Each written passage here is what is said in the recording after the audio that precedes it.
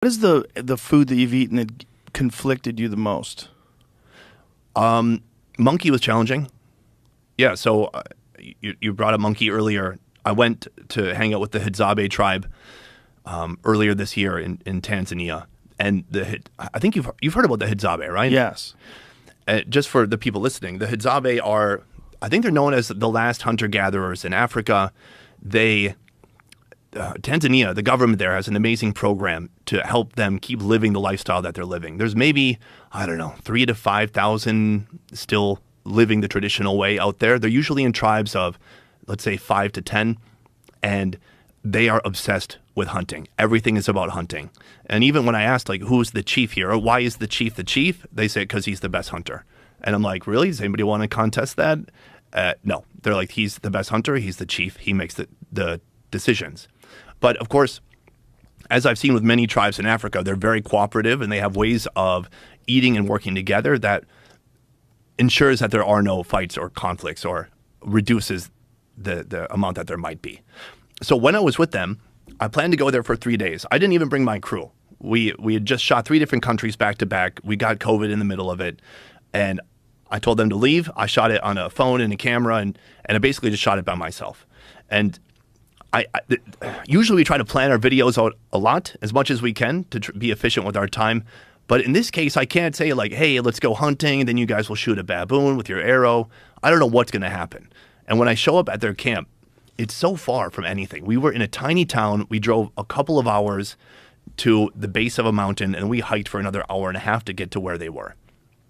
I get there, they bring out a vervet monkey. So it's this white monkey. It's the monkey I was talking about earlier that you could shoot for $40. It's that right there. So this guy... And how do they hunt these? By bow and arrow. Wow. And these guys are incredible because their hunting prowess is on a different level. And I joined them for a hunt one day, and it kicked my ass. I couldn't keep up. And so on this day, it's tough because I'm out of my element. I'm in a very new place. I'm trying to figure out how to broadcast my emotions to the camera. I don't want to be judgmental, but I'm not going to be like, oh, monkey, this is normal and cool. Wow. Yeah, so right here, I've just arrived. We've switched hats. What are you wearing? He handed me his hat. I gave him my hat.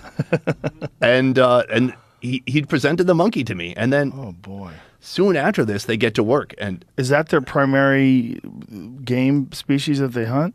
No, the pinnacle for them is a baboon. They love baboon. Really? And I was hoping to see that. One night they were like, tonight we're going for baboon. And we did the reconnaissance, like we did the scouting rather. And that night they all got high and went to sleep. What do they get high on? Yeah, I think they get weed from different villages. They try to trade with other tribes that are out there. Really? They get high over there.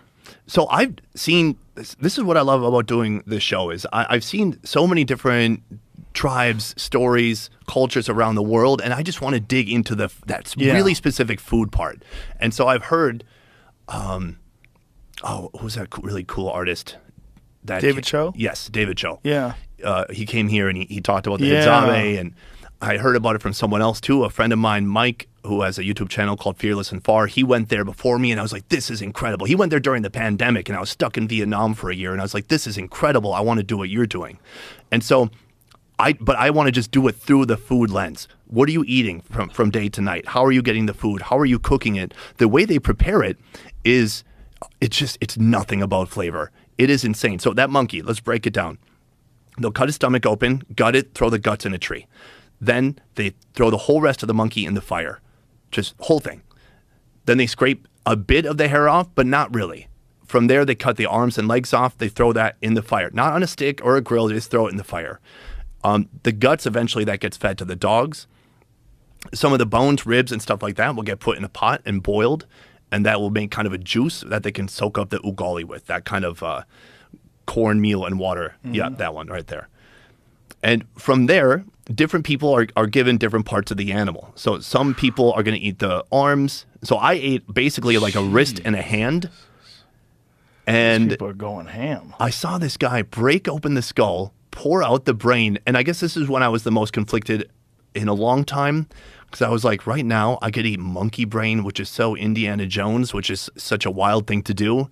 And I just said, Sonny, this moment's not about you. just you need to observe. You need to show people what they're doing, and this isn't your experience to have right now.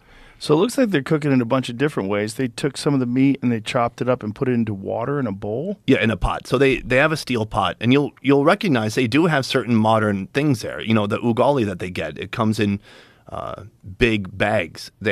Sometimes they have jeans, and it's because the government gives them some support. That's what you're eating? Yeah. So that is the arm and wrist of the monkey. You can see my face. I'm trying to process it. I'm trying to figure it out. And right here, I'm speculating as to whether or not that's what human tastes like, because that's what I was trying to figure out. Probably pretty fucking similar. And so were they adding salt to that? Is that what they're doing? Yeah. So salt is the only thing that they cook with that would actually give anything flavor. But for them, it's not about flavor at all. It felt like everything with this tribe had to do with hunting and hunting stories. You could really tell like these were the original storytellers. What I loved about going here is you hear people say, "Oh man, if I had a time machine, it'd be cool to see how people lived thousands of years ago." That's it. Yeah. That it's everywhere they walked, they could find food. They would see honey in a tree. They would pick berries. They would see sticks that they liked and cut them off. And then they would, when they hang out by the fire in the morning or night, they smoke cigarettes nonstop, and they bend the arrows with their teeth to get them straight because they look so perfect. It looks like, where'd you buy that from? No, I made it from a piece of wood. I know how to spot the wood. And they have different types of arrows too. So they have an arrow with poison on it that's meant for piercing a bigger animal. And I saw how they make the poison. They make it from a tree. They have this type of tree. They squeeze they kind of dig into it, get the pulp from the inside and squeeze it, and then cook that down.